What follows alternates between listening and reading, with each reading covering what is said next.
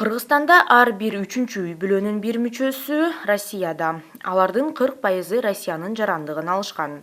Ал эми дээрлик 99% ишке жарамдуу жаштарды түзөт. Албетте мындай көрүнүш өкүндүрөт. Жакшы жашоо издеп, жеңил акча таап, үй-бүлө багып түгөйүн жолуктурган мекендештерибиз кайтып келеби? Ал жерде жашоо, эмгектенүү жана эс алуу шарттары кандай?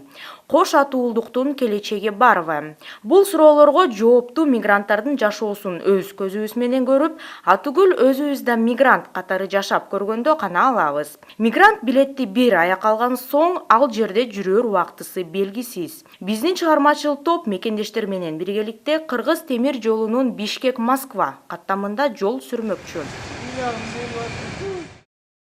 Жумасына 2 рет каттаган темир поезд менен далай Кыргызстандын жарандары ушинтип акча табуу максатында Орусияга аттанышат.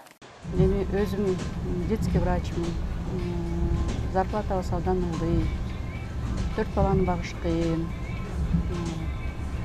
Анан эми кички зарплатага жашай албайбыз, анан ошо Россияга иштегене кетти.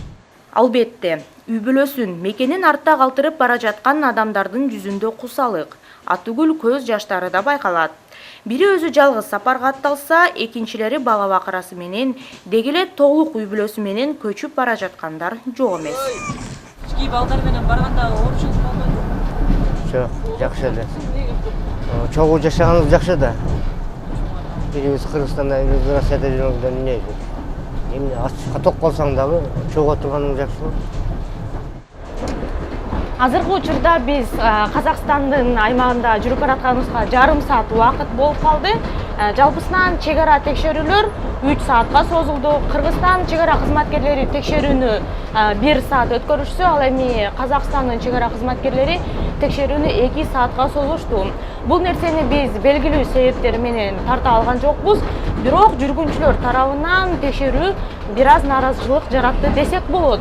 Буга чейин поезд сапарында орун алган ар кандай окуялар эл оозунда айтылганы менен бактыга жараша биздин каттамда эч кандай кооптуу окуя орун алган жок десек болот. Айланаңды талаа курчаган Казакстандын аймагына кирип келген соң Москвага 4 жылдан бери каттап жүргөн кошуна жүргүнчү айым жолдо болгон айрым башынан өткөн окуяларынан кепке салды. Кандайдыр бир себептер менен эле бир немелер көп болуп кетет да, эми сумкаңды тияктан таразага тартып чыксаң деле, справкаңы көрсөтүп атсаң деле, жок, сенин сумкаң ашыкча, алып чык. Азыр биз таразага тартабыз.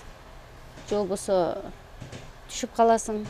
Айрыкча ушу бизге меркеден көбүрөөк кысым болот бардык жагынан. Мейли канча жол каттап атсаң да ушу паспортуңан кандай бир себептерден шылтоолорду табышат.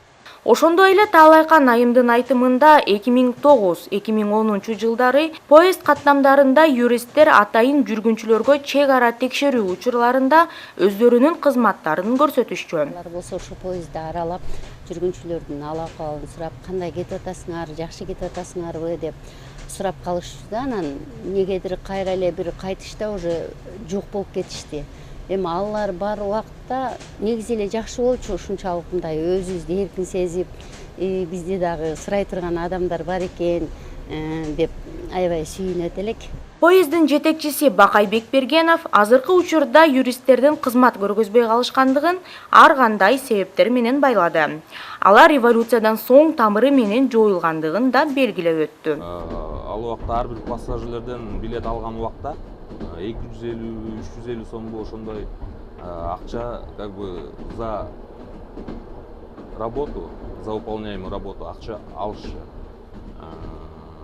Анан жолдон чыгышып, ал юристтерибиз дагы кичине жакшысы да болду, жаманы да болду, адам ар кандай болуп турбайбы, беш кол тең эмес экен. Жардам бергендер да болду, жардам бербегендер да болду, кыскасы. Кыргызстандан чыккан көп жүргүнчүлөр документтеринин туура эместигинен оорчулукка кабылышат. Атүгүл колунда кичине балдары менен караңгыда жолдон түшүп калгандар да болот дейт Бакай Бекбергенов. Ушу элдерге айтып кетерим, мен билет алардын астында вокзалдан кулактандыруулар илинип турат.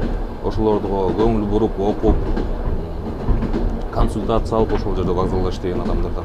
Ошондон кийин поездга чыгышса жакшы болот эле дедилер да өздөрүнүн сапарына.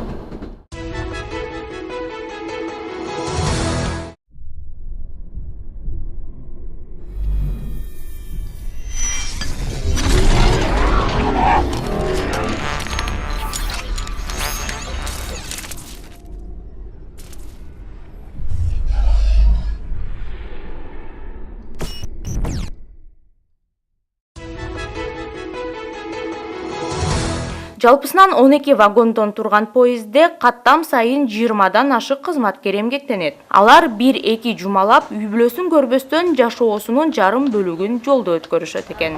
Жөнөкөй кафеде поварга караганда поездде повар болгон кандай айырмасы бар? Айырмасы кандай? Биз жумушубуз 1 жумалап жүрөбүз. Это 3,5 сутка Москва и обратно 3,5 сутка Кыргызстанга. Ошондо биздин айырмасы суткалап жүргөнүбүз да, 1 жумалап жолдо жүрөбүз да, поездде.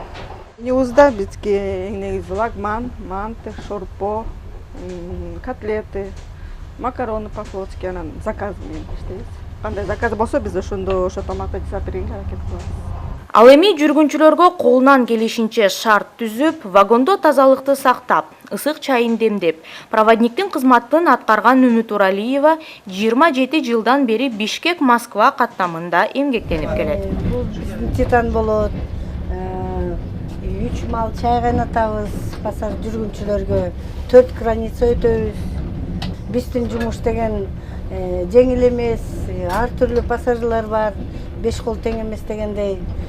4 граница өтөбүз, 2 граница Казакстан, 1 граница Кыргызстан, 1 граница Россия. Эми түрлүү пассажирлар бар.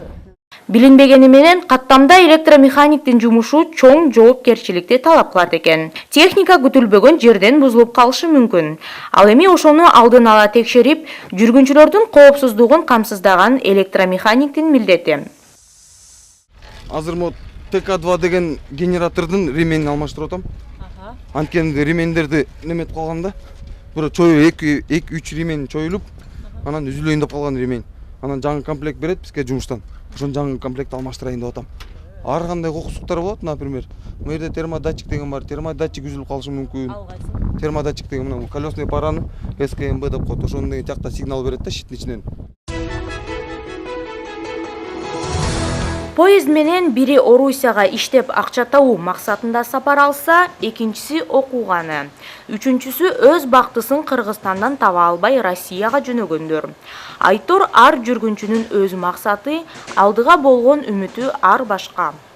Өзүм аябай кубанычтуу мындай цель менен кетип атам. Себеби быйыл акыркы курсмун.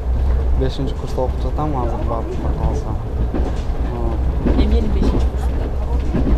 Вольская высшая академия тыла транспорта материально-техническое обеспечение деген училище бар. Саратов областында Вольск деген шаарында. Ал эми жаш жигиттер чет өлкөдө эмгектенип жүрүшсө, биздин мамлекеттин коопсуздугу боюнча көйгөй келип чыкпайбы деп Россияга жөнөп жаткан аскер жигиттерди көрүп ойлоносуң. Кыз элинин бул жака жырагандан келген жок. Кыйынчылык болгон үчүн, Кыргызстанда иш жок болгон үчүн бул жака келип, балдарын, үй бүлөсүн, ата-энесин бакканга келишип жатат да. Өзүм 8 жылдан бери аскер адам болуп иштеп жүргөм. Горно-строй батальонунда, товаркаштар батальонунда. Казакстанда артта калтырып, азыркы учурда Россияга жаңы кирип келген учурубуз. Мурун бизге маалым болгондой, Россияда кар жаган, бирок азыр Оренбург шаарында термометр плюс 11 градусту көрсөтүп жатат. Тилекке каршы биздин каттамда поездден 3 адам депортацияланып, Казакстан-Россия чегарасынан түшүп калышты. Москвага эмнеге жөнөп бара жатасың деген суроого 4 жашар Назикарина иштеп акча тапканы деген жооп кайтарды. Анын ата-энеси агалары Россиянын борборунда эмгектенишет экен. Айтор кичи кыздын аң сезимине Россияга адамдар акча тапканы гана барышары сиңип калыптыр.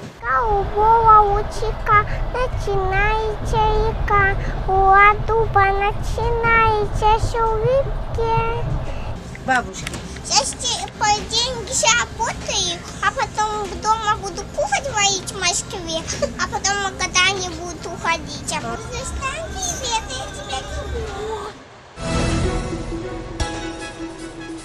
Азыркы учурда биз Орусиянын Самара шаарынын темир жол бекетинде турабыз. Бул жерде саат 22:00. Албетте Москвага жакындаган сайын күн суктаганы байкалып жатат. Бирок ага карабастан жүргүнчүлөрдүн маанайы жайдары жана алар жылуу жумшак поезддин ичинде сапарын улап жатышат. Көптөгөн шаарларды артта калтырып, көздөгөн Москва шаарына да жеттик. Кыргыз темир жолу поездинен бир кадам аттаган соң мен Москвада болуп калдым. Албетте биздин 3 күндүк Бишкек-Москва сапарыбыз аягына келип олтурат. Алдыда биз сиздерге кыргыз мигранттардын жашоосун чагылдырып берүүгө бүт аракетибизди жумшамакчыбыз. Демек, бүгүнкү Москва эртең башталат.